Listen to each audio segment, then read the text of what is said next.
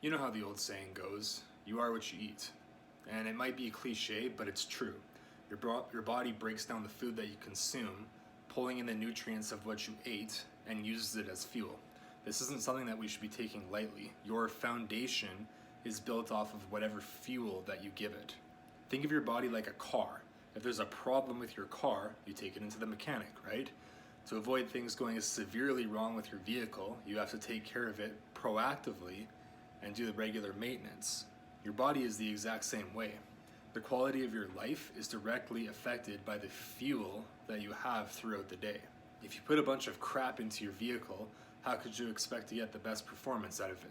It should be seriously taken into consideration before fueling up for a training session or just your day in general.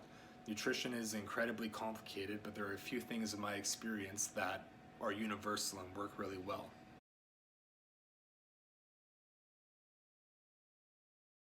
The first thing is not eating immediately before a training session. Doing this is going to make you feel very full, sluggish, and you may get tired quicker in your training rounds because you're going to feel very heavy. In my experience, I prefer to be fed but slightly hungry when going into a session. Not starving and irritable with no fuel in me, but also not overfed to the point where it has diminishing returns.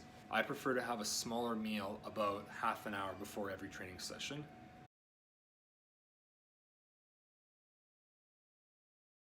Now that's the feeding window, but what about the actual food that you should consume?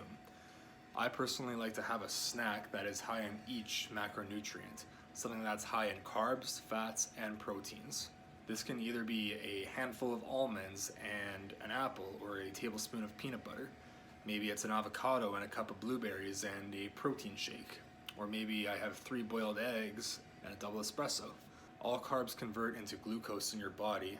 It's your brain's preferred source of energy.